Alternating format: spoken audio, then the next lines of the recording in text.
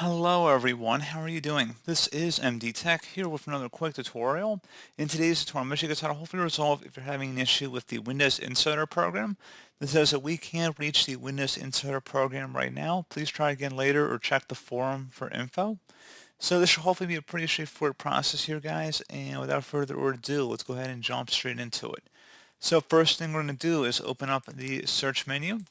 And you want to type in settings, best match, come back with settings, go ahead and open that up. Select privacy and security on the left panel, and then on the right side you want to go underneath diagnostics and feedback and go ahead and left click on that.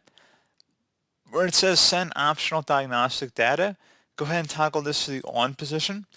And then once you're done with that, go ahead and close out of here. And one further thing as well, if you want to go and download the Insider previews manually, I will have a link in the description of my video to the Microsoft webpage in order to download the latest preview builds.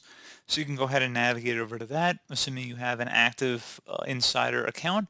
So pretty straightforward process, guys. Do hope that I was able to help you out, and I do look forward to catching you all in the next tutorial. Goodbye.